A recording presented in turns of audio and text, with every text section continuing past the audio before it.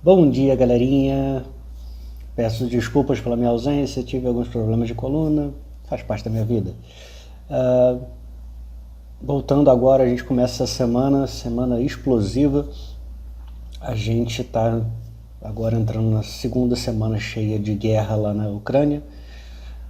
Isso é um dos grandes problemas para a Rússia e para o mundo, tá? Uma das expectativas para essa guerra toda era que a guerra fosse muito mais rápida, né? E o fato da guerra estar demorando mais implica que ela vai ser mais cara para todo mundo, tanto no sentido humanitário quanto no sentido econômico. A Rússia não esperava que fosse demorar tanto, não estava preparada, isso está claro, porque a gente vê inclusive notícias de tanques sendo abandonados sem combustível, militares russos saqueando mercados, restaurantes e tal, atrás de comida.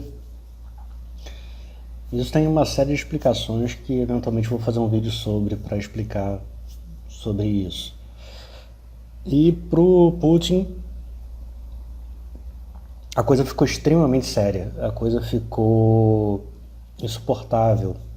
Dá pra gente notar na expressão corporal dele que ele está extremamente irritado e desconfortável com a situação, porque ele não esperava as sanções e não esperava demora, não esperava resistência, não esperava a falta de apoio que ele está começando a perceber no público, e ele está tendo que tomar uma série de medidas dentro da Rússia mesmo que são extremamente impopulares.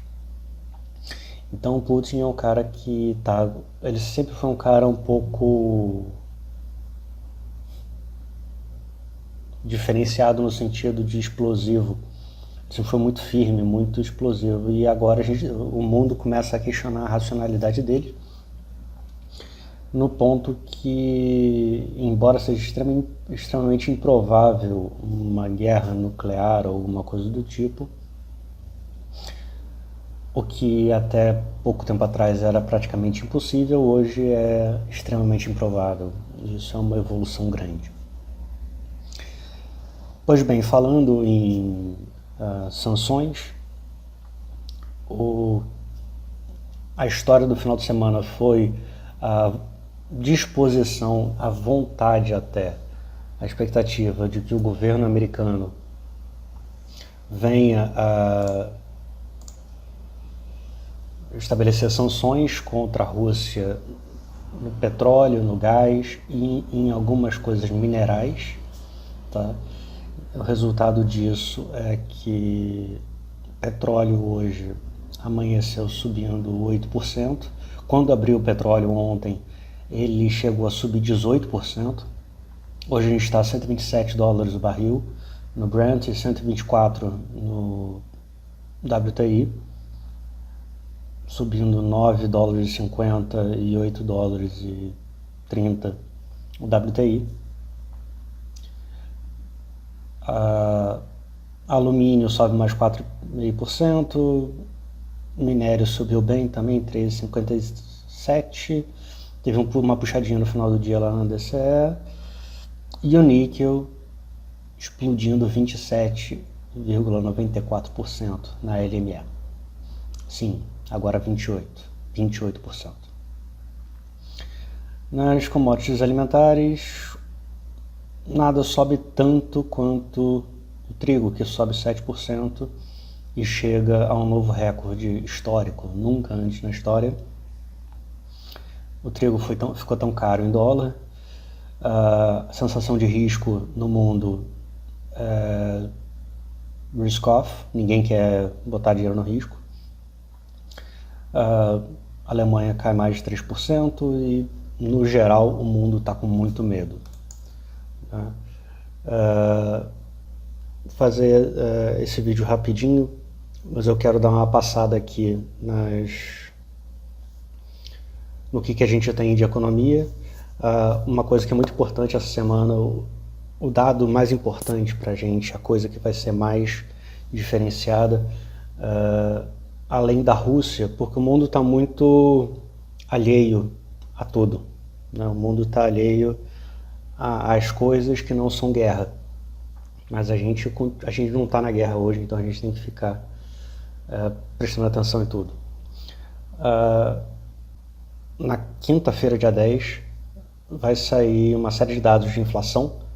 Vão sair o CPI com todas as quebras, vão sair dados de emprego, isso tudo às 8h30 da manhã. Mentira, às 10h30 da manhã, 8h30 lá nos Estados Unidos. E isso vai dar pra gente uma ideia muito boa de onde está o Fed, o que o Fed vai ter que correr atrás. A gente terminou ano passado com 7,5% de inflação oficial. Já falei sobre isso nas minhas cartas, pretendo fazer um vídeo explicando de novo essas cartas, como é que isso está errado e por que isso é extremamente importante. Mas a gente vai ter também dados sobre o mercado de emprego, pedidos de desemprego e tudo mais. E o mandato do Fed é duplo, né? Lá eles têm que manter o poder da moeda, que é controlar a inflação, e ao mesmo tempo garantir o pleno emprego, que são duas coisas que eventualmente são conflitantes. Isso explica, por exemplo, a ânsia do Fed baixar tanto os juros, porque a inflação estava mais ou menos sob controle, e aí eles tinham que garantir o emprego. Aí agora que a inflação está fora de controle,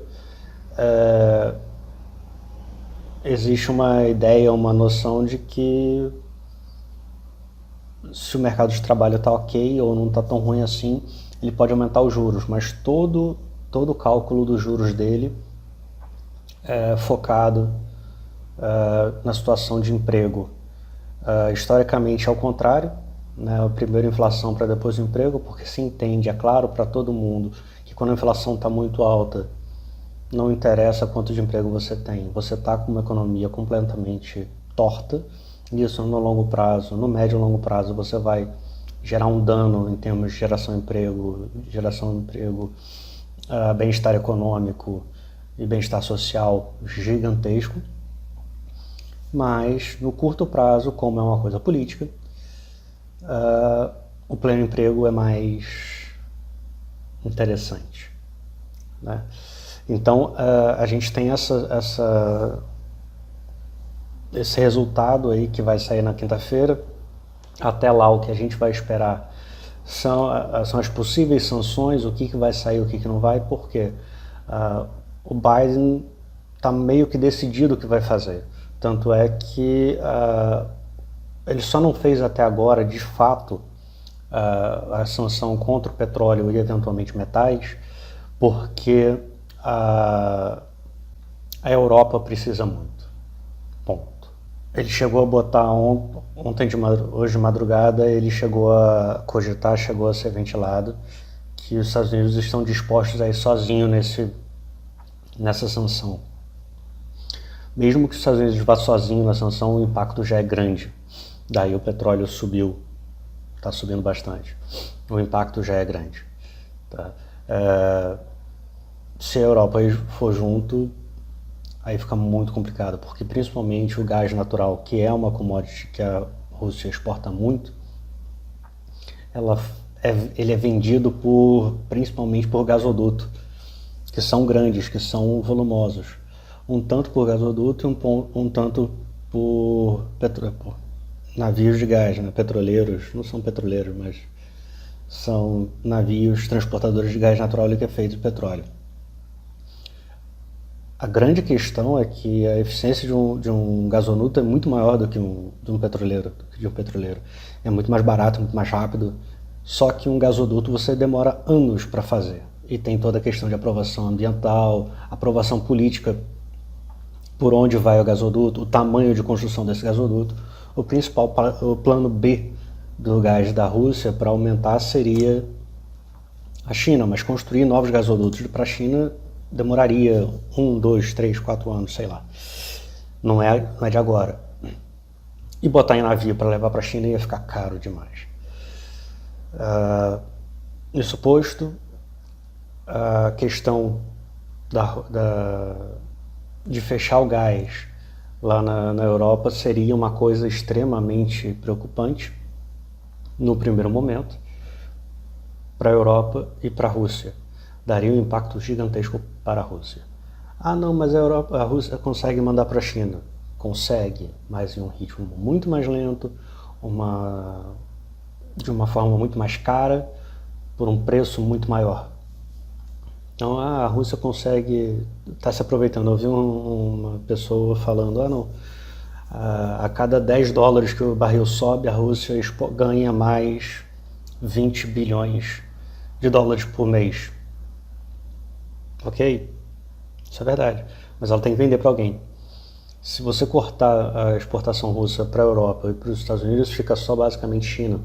Porque provavelmente o Japão também vai entrar no corte, Austrália e tudo mais. O grosso, o comprador pesado vai ser China. A China vai negociar um desconto, porque ela é o único que pode tomar aquele negócio, ela não vai comprar preço de mercado. E o custo para botar o petróleo na China é maior do que botar na Europa. As distâncias, por exemplo, a distância de Moscou para Kiev é na casa de 800 quilômetros, se não me engano. A distância de Moscou até Berlim são 2.800, 3.000 quilômetros. É um negócio relativamente perto. A distância de Moscou para Pequim, nem sei, são mais de 8.000 quilômetros, se não me engano. Então é uma coisa que... e tem um monte de montanha ali no meio. Um deserto, uma muralha da China.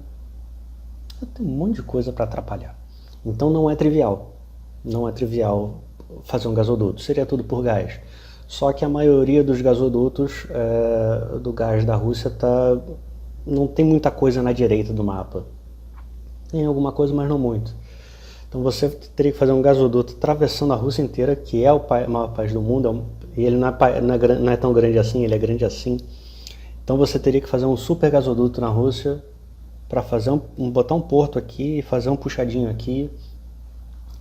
Seria extremamente letárgico esse processo, não seria um negócio para fazer, vou vender muito para a Rússia hoje, para a China hoje.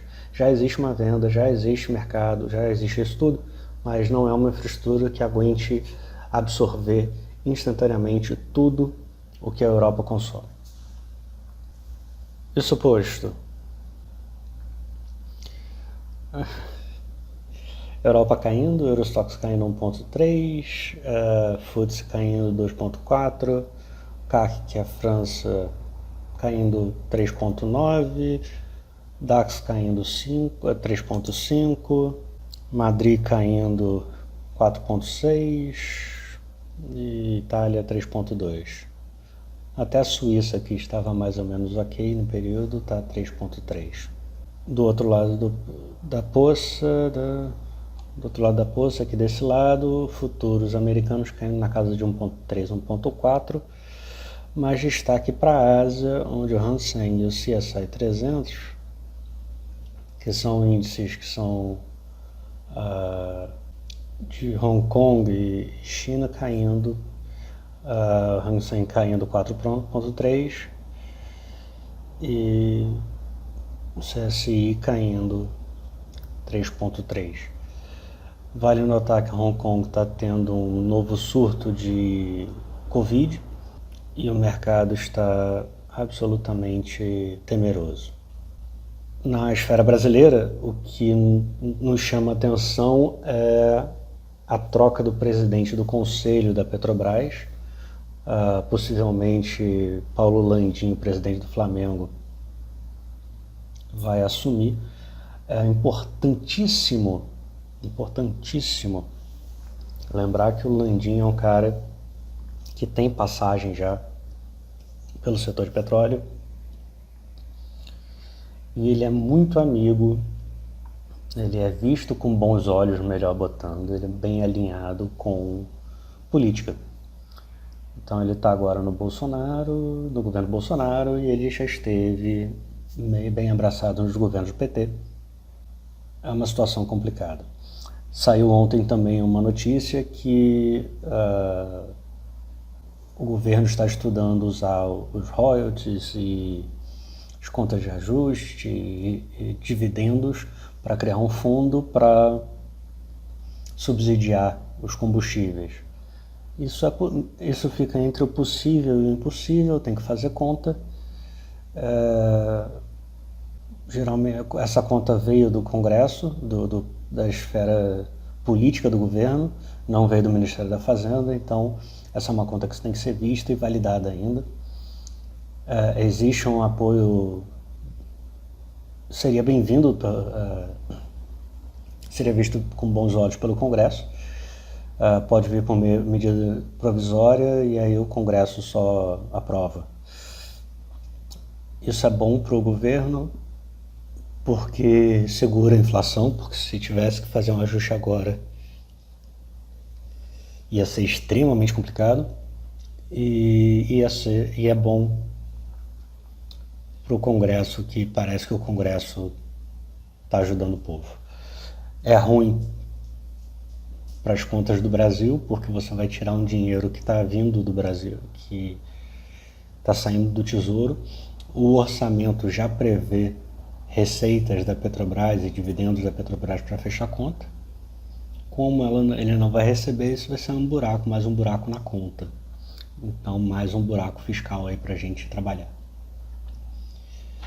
Beleza?